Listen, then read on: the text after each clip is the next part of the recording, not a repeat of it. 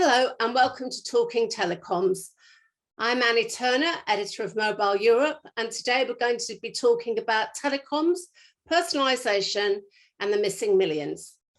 Marketing campaigns are won and lost on the accessibility and quality of companies' data about their customers and how smartly they use it. No sector holds more data about their customers than telcos, and none enjoys a high level of trust from customers. So, what are telcos doing to gain a competitive edge from using first-party data to drive personalization and relevance for their customers? With Intent HQ, we carried out a survey among operators to find out and compared it with what consumers told us in a separate survey.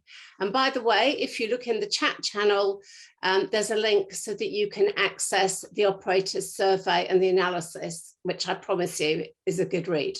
There are some surprising alignments of opinion and some wide differences of viewpoints among the findings. And without more ado, let me introduce you to today's panel, and we're going to discuss it. We have SHARIFAH AMIRAH, and she is Chief Client Officer at Intent HQ, and Simon Blanchard, who is partner at Data Protection Network Associates. A warm welcome to you both. Okay, so let's start with personalization. And SHARIFAH, could you tell us a bit more what personalization means and to what degree telcos are delivering it right now? Thanks, Annie. Hi, it's a real pleasure to be here. I just in terms of personalization and the report that you referenced, so we refer to personalization as the ability to communicate to consumers in the B2C context on very much a one-to-one basis. So it's about making products and services relevant and appealing to an individual. And if I may just, give a personal example. So we worked with a UK mobile operator, and this was when I was still living in England. And for me, personalization that we enabled them to do was to understand that I am a mom with a daughter who in a couple of years' time might want a mobile phone. So in our context, working with operators to drive personalization is truly to be able to understand who I am and to then target me with the right messages and the right offers at the right time through the channels that I'm comfortable with. So it's a big and tall order, and it's very different to the mass marketing today that most of us receive. And for us, there's also an ESG angle to it, because if we think about the amount of digital data that's available in the marketplace today, and whether you're a Google or where you're a small mom and pop shop trying to reach to the end consumer, we do feel that there is a lot of waste in the way that companies today communicate. And if you think about the data processing, the data center cost, but also just the digital impact that has. And then secondly, in this day and age, we believe that companies have a social responsibility to communicate to consumers in a much more relevant and respectful way. Okay, so let's have a look at the personalization gap that we found from our survey. Maybe you could talk us through that. Yeah, happy to. I mean, at the end of the day, it is about the data, and the data here actually is really revealing. So in the report, in the research that we ran, we're seeing that telcos believe that 80% of them at least believe that they're doing a phenomenal job at personalization. Consumers, on the other hand, about only 40% of them believe that operators are doing a great job. So there is this big delta, Annie, in terms of what the operators think and where they're operating at versus how consumers view operators being able to deliver on personalization. Wow, that is quite a gap, isn't it? And it was also interesting, though, on the other hand, to find that consumers and operators were closely aligned on the value of personalization. So it's odd that they both agree it's a really valuable thing. So why do you think there is this personalization gap? That's a big question, and I think fundamentally the expectation is much higher on the consumer. Again, we come back to the fact that we as consumers, I'm sure the three of us in this call have just been spammed. There's a lot of email fatigue, particularly now with most of us working remotely. I think that hockey stick in digital activities have caused a lot of consumers to receive communications that are unwanted, are disrespectful, if I may. Whereas from an operator perspective, there's the belief that they are doing their best to communicate. And what we found in the work that we're doing with operators, fundamentally, we believe that there is actually a large untapped data set that operators have yet been able to mine.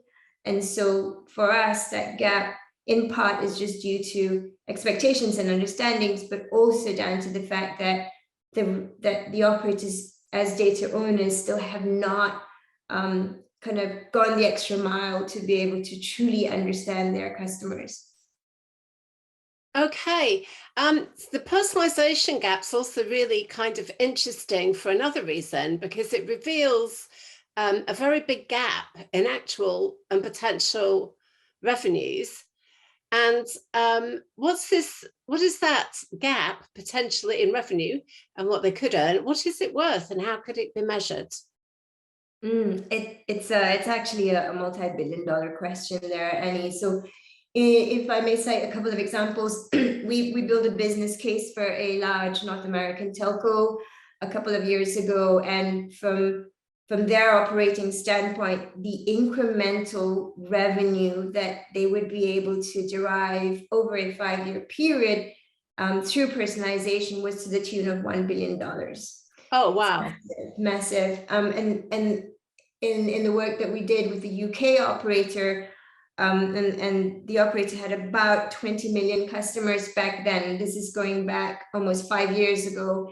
Just in the first year of helping them scale up personalization, they were able to gain up to 16 million pounds in incremental revenue through personalization alone. And so that's, that's at the macro picture. That's thinking about cost efficiencies, customer loyalty, increase in LTV.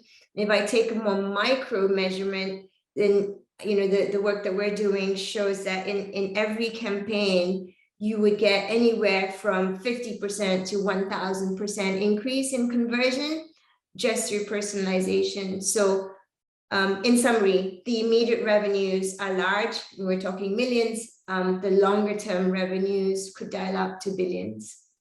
Simon, maybe you've got some views on this too. Yeah, I just think that's the staggering numbers, isn't it? Really, they're incredible numbers. But I think certainly, I think we've really seen the value of personalisation starting to grow and consumer expectation changing. So it's become an expectation, I think, for customers that you will address them. First of all, address them in a personalised way with their name, but also then that you'll communicate according to their preferences, what kind of channels they would like to hear. Would they want to hear via email? They want to hear through digital or through text, which channel do I want? But particularly getting the messaging right, getting the message, the right time, the right kind of message, the right kind of things that shows that you've listened to what their interests are and that you're taking an interest in them. And I think I just think that's changed. And I should explain at this point, by the way, I wasn't always a data protection guy. I've worked on the commercial side years ago. A lot of my career I spent on the commercial side at a publishing company. A lot of the work I did there was around personalization and developing sort of stuff, but not to the level that's capable nowadays. Yeah, it's a really interesting opportunity, I think, for businesses. At the same time, I'm sure we'll come onto the privacy side. We've got to balance the privacy requirements that we have here. But I guess we're coming onto that area in just a moment, I think, Annie. Yeah. So I just like the survey, the stat from our operator report that and compare it with consumer, that consumers showed that people will reward operators who get personalization right creating a direct link to return on investments from delivering relevance and personalisation. In fact, it turned out that consumers are 25 times more likely to reward operators that meet their expectations than they are to react negatively. And also 41% of consumers, they would react to good personalisation with greater loyalty, and 34% indicated they'd spend more. So this is quite some powerful messages, and especially considering, looking back to an earlier finding, that not many, or a lower percentage, should we say, of consumers think operators are doing a great job at this. So I think that's quite a powerful message, given, you know, that it's not right at the top of the tree already. So yeah, let's move on to privacy, as you said, Simon. And I mean, I did wonder from this research whether the tail is wagging the dog, because we found that privacy and regulatory compliance seem to take priority over all other considerations. And it sometimes felt like it was compliance versus commercial priorities rather than being an inherent part of them. And so, for example, is consent a barrier, and should it be looked at in that way? Okay, I think the first thing is it's important, I think, for privacy teams and commercial teams to work together in harmony from that point of view, which is not always as easy as it might sound, but I think it's certainly important for privacy and legal teams to work as closely as they can with the commercial arms of the businesses, and to make sure that they understand what the law is and can make good risk assessments then, and and then make good choices and business decisions based upon that, which is certainly a good approach. So if we look at consent specifically, I think this comes down to the question of, do we see consent as a blocker, or do we potentially see it as an enabler to a relationship? But I think what's important is let's just explain kind of what consent's all about first of all, just for those, just make sure that we're all on the same page in terms of what consent means from first of all, I'll take it from a GDPR perspective for, in terms of Europe. So consent must be freely given. So it must mean that the individual's got a free choice of whether they give it or not. It needs to be specific and informed and unambiguous. So what we mean with that is that we're really clear on what we're asking for consent for. And equally that we're asking then to consumers to say yes, actually, to kind of hold up their hand or to check a box to say, yes, I'd like to do that, please. So I think one of the challenges is making it clear, and asking for the right things, being clear what it is, what kind of communications you're looking to send, what kind of benefits, which I guess leads us on to that value exchange piece that I know we're going to talk about, but being clear enough on if you can provide, your data to me, we'll do it through the channels that you're interested in and provide the kind of messaging that, you're interested in. So I think having taken a granular approach to that and giving your consumers some choice is really paramount here, but equally providing the transparency, providing the information through your privacy notices and however else you provide the privacy information to individuals to make sure they know what that looks like. And certainly there's consumers do want to know, they do want that kind of transparency and they do want that choice. And I've seen quite a bit of research that shows that. And I must admit, I don't have huge experience in telcos, but I thought I'd look at my own first. I'd log into my telco account, and I was really surprised that at some point I must have opted out. Didn't realise I had, if I'm honest. So I looked at my preferences and found that they were all set to no. So I thought, well, I'll edit those. I couldn't figure out how to do it. I couldn't actually figure out how to give consent to my telco. So that strikes me as maybe a bit of a missed opportunity. Okay. SHARIFAH, what do you think consumers want? Do you think, what do you think they want? Yeah, I completely agree with Simon there, Annie. I think there is, again, there's an accountability for operators to make it very transparent. I also believe that given that it is the consumer's data that we're referring to here, I do believe that there needs to be something back for them, right? I mean, the question we always ask ourselves is, what's in it for me? And today, working with operators across the globe, there are fewer telcos that haven't been able to get that value exchange right. And we know some operators in Southeast Asia that have been transparent in providing value back for customers opting in. So, $5 off your bill or some monetary reward. And we know that their operators here in North America have started on that journey, Annie. They've started to compensate customers for the permissions. And actually, what we've found is it doesn't necessarily have to be a monetary exchange. Going back to Simon's point, it's really that transparency and making it easy, because there might be a change in circumstance where you might decide you don't want to share your permission, or you might decide you do want to share your permission. And to Simon's experience, it's not easy. A lot of operators have it in the fine print, or you'll have to go in through multiple pages to find that. And again, just to give you a statistic, in companies that we've worked with, where that process has been transparent, we're seeing over 70% opt-in rates, Annie. Wow. So back to your question, I think they want to be recognized that it's their data and there needs to be value back for them. And secondly, they just want that transparency. And last but not least, is to be able to have that easily accessible, that user experience of providing permissions and understanding what that data is being used for needs to be very clear.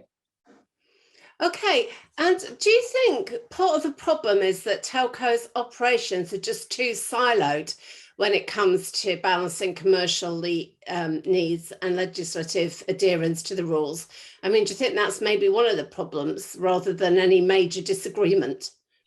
I would say historically that's been the case, Annie, and what we're certainly seeing is a shift, a huge shift in large organizations, large operators, where there is that realization that there's value from the data, and we're seeing those silos break down with teams rallying on how to monetize on that data, how to use that data respectfully. So very, very pleased to see that the industry shifted from that perspective. Do you feel there's some way to go? Oh, absolutely. And I think there's still silos to be broken. We are a over 100-year-old industry, so it will take time. And Simon, what's your feeling about risk awareness and assessment? And it felt to me like there's quite a lot of fog around sort of compliance and what it really means and what it's trying to achieve. I felt there's a bit of maybe the aims weren't too well understood sometimes, which causes people to put funny rules in place, maybe. Well, I think maybe it is all about understanding and how well people understand that. So the importance of training and awareness, and and having strong relationships between privacy and and legal teams too with the business is absolutely vital, so that people understand the law. And sometimes through a lack of understanding, people can make poor decisions. I mean, we often work with clients that have been, frankly, overly cautious in many areas. They think that they have an assumption of how the law works based on a limited amount of knowledge, perhaps. And sometimes there are more opportunities to adapt their approach. I'm not saying to ignore the law or anything like that, not by any means, but to adapt an approach and find a compliant way of doing things that they maybe haven't considered. So I think that's an important area. So some degree need to break down the barriers and make sure that there is that level of understanding there. And having risk assessment, and appreciate, certainly I'm talking from a European perspective here, but for the GDPR, but from that point of view, it's a principle-based regulation. So this myth of 100% compliant doesn't really exist, from my experience, because it's based on principles. It's always going to be about making a judgment call and understanding. Yes, there's some hard lines absolutely within that. But businesses need to be able to kind of work through the detail and understand and make good and use risk assessments. Like in Europe, we would have the DPIA, for example, Data Protection Impact Assessment, which is a really good way of actually assessing projects and activities and deciding, what kind of controls, protections you can put in place that will enable you to tackle projects and move forward, find good solutions. So we use that quite a lot, working with clients to just find the right ways to manage development and processes so that we're not holding the business back. Sharifah, I'm just wondering how you think we could maybe get this balance right, or at least better. And what's your idea about what good would look like? In terms of what good would look like, and then again, just speaking through some of the work we've done with operators globally, when we touched on the transparency element, I think there's also a need to perhaps educate on the why. So, why are we doing this? And then internally, we refer to it as a notion of differential privacy. I think internally, the operators that we've worked with have recognized that there are different levels of sensitivity and permissions against different types of data. And so to work through that fabric of different levels of permissions, different levels of utilization based on the types of sensitivity data is best practice, simply because it's challenging to have a uniform blanket policy on how to handle the customer data. So I think from our experience, having the tools and the governance around different data sets and how it's being used for different use cases is really critical. It's not easy though. The research that we've just published here shows that operators, about half of them are citing customer privacy compliance is part of the reason why they're not using data to its fullest capability, but also recognizing that it's really difficult to operationalize that customer data because you're talking about a wide spectrum of sensitive information on the consumer. So just coming back to your question, what does good look like? I think it's differential privacy, having data governance, and to Simon's point, with that comes all the audits, the risk assessments that really do need to happen periodically, and that expectations need to be extended to the supplier side as well. So certainly, intent, we go through a number of data privacy assessments as we work with our client, and we should.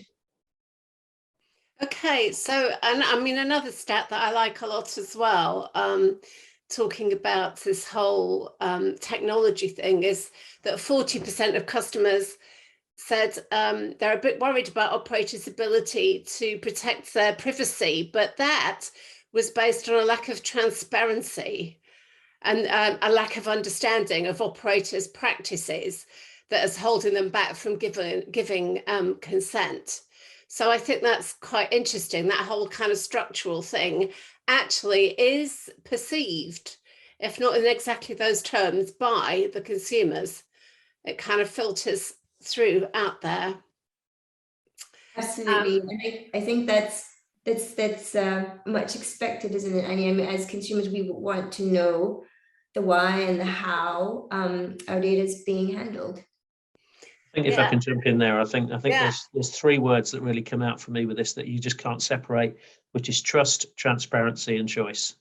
And those three all link together. If you want to build trust as a business and your customers to trust you, therefore that you can develop products and services and communicate with them in ways that they're going to respond to, you've got to be transparent with them and offer that choice. And the three things all work together, I think, by offering more transparency, giving the consumer more choice, and then showing them that you're responding to that and providing the right kind of communication programs on the back of that, you'll just build their trust more. And I think your report's probably highlighting gaps of where some businesses are doing that well and other businesses not so well.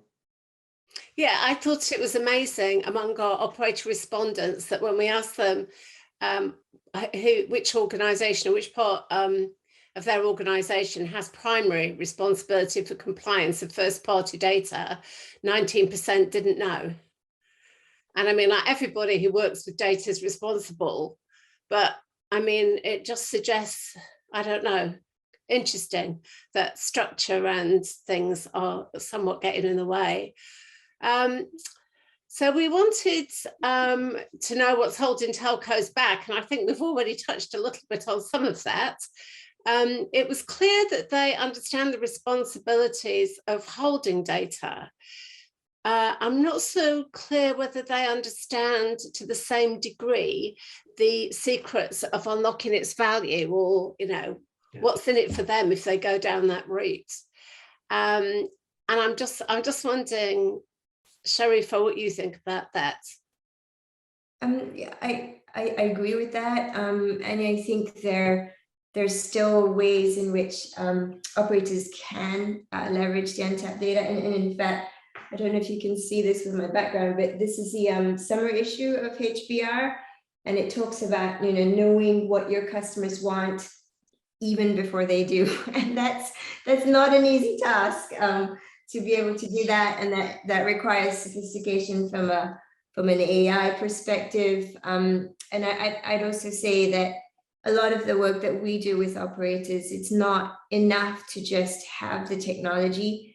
In it too comes a lot of changes organizationally on how you can execute and deliver that experience to the customer. So it's very much a need of shift in operating model, revisiting how you're actually incentivizing your own teams, but also to your point there, you know, there are some people within the organization itself that don't know how data is being managed. So quite a lot of internal alignment to be done as well. Okay, Simon, maybe you could talk a little bit about opportunities to use consumer data for insight and commercial opportunities. And while, you know, staying up to date with the law and all that, because it isn't like once you've done GDPR or whatever other regulation, it's a tick box job done. We'll look at that again in 20 years. No, that's right. It's an ongoing thing, isn't it, really, that there's always a need to be able to understand and mine that customer data and be able to pick out the insights and understand that, which is very much what SHARIFAH has been talking about here, really, the potential untapped opportunity. But I think there are some challenges around that. Just want to pick up on what you were saying there, which is, as we said, in terms of technology, obviously there's big growth of technology and movement to cloud and all of that, which should create much more opportunity. I mean, with the pace of technology and the opportunities and the scale that technology brings nowadays, the opportunity to be able to do more with your data and to bring it together under one roof as well has never been greater. So the opportunity is very big. But I think the other thing to add is probably there's a gap there around data literacy in some businesses and potentially a lack of leadership in some as well. I don't know, a business that I was with before, it took us 8 years actually to build the single customer view, not because it took a long while to build, and it took 3 months to build actually, but it took 8 months to get the business case signed off, to be able to demonstrate, bring the proof of concept together, get everybody on the same page. That's what took a long time, for everybody to realize the benefits. And it wasn't until we did a full proof of concept and literally pulled all the data and tried it that we could demonstrate what the return on the investment actually looked like. So I think there's partly that side. There's a leadership piece, there's a technology piece, there's a everyone being on the same page type piece. But clearly, I do think there's a bit of a data skills gap as well across many businesses. There has been very much a digital skills gap, but I think, to be fair, that's moved on quite a lot over the last 5 years ago. A lot more people have come in and you know, really developed digital skills, but there's still a bit of a data gap in many areas, which I think is still being seen. SHARIFAH, I'd like to ask you a little bit more about that, because one of the things that surprised me is I think only 30% of the operators who took part in our survey said that they were using weblogs, which is a unique source of data that operators have. And I think at a time when the old breadcrumb trail way of finding out about your customers has been destroyed for many by Google and Apple. So not only have you got this alternative, but arguably in many ways it's actually better because of the sort of data it is. And I just wondered if you could talk to us a bit about that and your thinking about it. Yeah, absolutely, Annie. And I go back to my personal example at the top of the webinar there. So the way the operator that we worked with would recognize that I was a mom with a daughter would be through my website visits. And for me, the secret sauce there, if you like, is the ability to look at those sites to understand I'm a mom with an 8-year-old daughter, but then not to the level of knowing, what school she goes to, for example.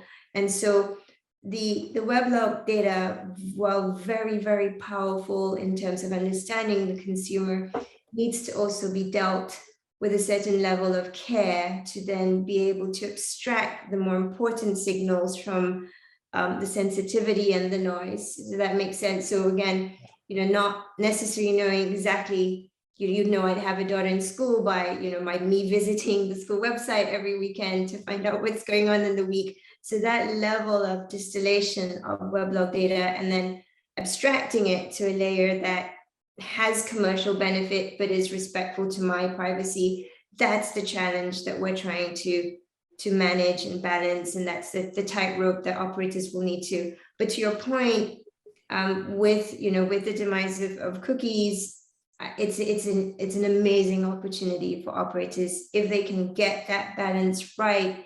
There's just so much opportunity for them to commercialize through a better understanding of consumers. So I think it'd be fair to say that we found that telecoms have a really quite a long way to go yet to delight their customers through personalization and relevance and offers and campaigns and marketing.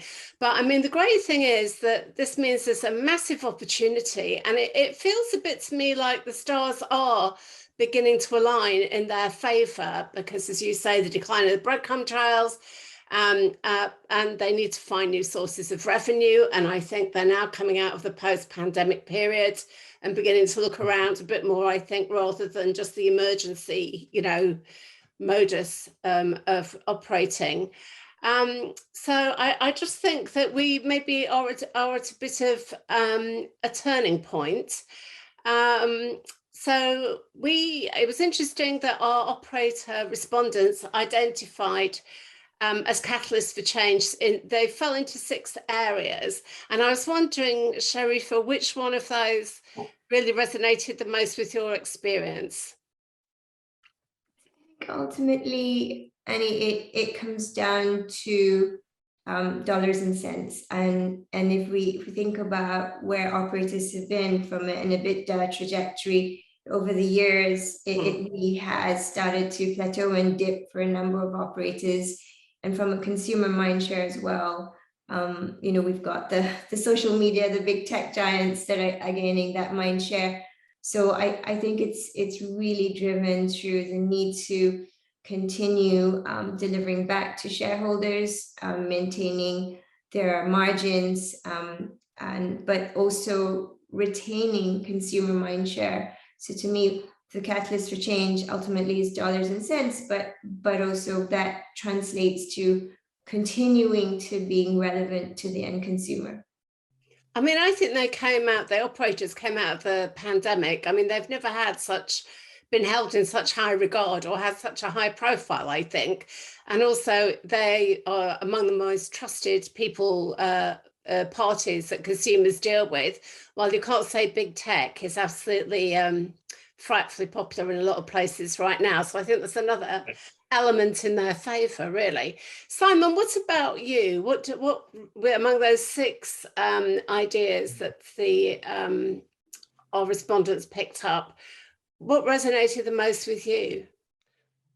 Yeah, the one that I picked up on actually was a greater focus on consumer needs, and your customer needs, just which I guess is the theme very much of what we've been talking about. But I do think that's at the heart of it, which, as you say, telecoms operators have got the opportunity to do more so than many other businesses.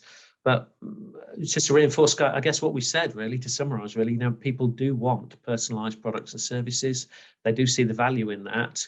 And if we understand our customers better, if we gather the insight from the information that we have, I think the keys to doing this, probably to try and put this into perspective about the steps you need to go through, is think it through, of course, but giving the transparency and then providing the choice will lead you to then being able to do, to understand your customers better.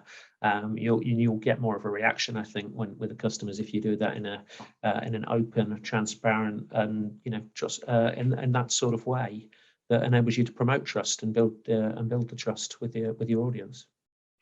Okay, so really we need a bit of a change of mindset among some of them, because we found that 29% of telcos actually company policy bans the use of customers' data for marketing and customer experience, which actually I can't really kind of imagine happening in any other sector somehow. It seems, I don't know, it seems quite interesting. I think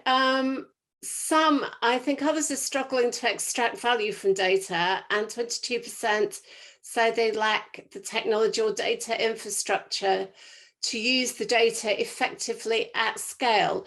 Now, I just think it's really encouraging that given the transformations that operators are going through right across the organisation, it seems to me that a lot of these issues are kind of also being addressed in parallel. So we're making progress on many fronts at once with systems, processes, and thinking. Have either of you got anything you'd like to add that came out of the research that was a surprise, or that you'd like to see more of? Or I actually wanted to touch on that last point, if I may, Annie, that you made it, that there are a lot of activities that are happening in parallel, and yes, a third are still not using the extent of the data that they have. As we discussed at top of call, I think that change is happening, but it will take time. And so I think for me, the takeaway is that consumers want it. They desperately want operators to be more personalized. There are challenges that operators need to address, and these are behemoth organizations. And for us, we've the 1 billion in incremental revenue that I cited earlier is a 3 to 5 year plan. And so it really is about how do you satisfy customer needs today, recognizing that it will take some time to truly be able to deliver the full extent of personalization. So that step change process, while delivering against customer expectations, working through the compliance, the data, the infrastructure, the organizational changes needs to happen, really needs to be well thought through, so that you can still get those incremental wins today, operate within that landscape of the longer term game, and keep driving relevance with your customers on the starting line. So it's about strategy, deciding on the tactical steps. And another thing that came out, but I mean, it's a perennial favourite always, is top leadership support for it, and in a very visible way, and don't kick it off and then kind of disappear and expect it to roll along nicely on its own. I think it's another really big issue. Simon, have you got any final thoughts? Not too much more, really. I think you've summed it up nicely there, really. I don't think I've got a huge amount more that I would add from that point of view. Okay, so we've only been able to skim the surface really today in our findings. So we really do encourage you to download the report. I think you'll find it really interesting reading. And we really hope that it helps you better understand consumers and networkers' attitudes and approaches, and that it will encourage people to strive for greater maturity and for richer data in the way they use customers' data. Most of all, really, I think we wanted to give operators the confidence to see that there is great potential and that consumers are all for it. And there's a huge opportunity waiting right there for them. Okay. So thank you very much indeed to both of you. A great discussion, and look forward to following it up in due course. Thank you. Thank you. Thank you, Annie. Thank you, Simon. Thank you.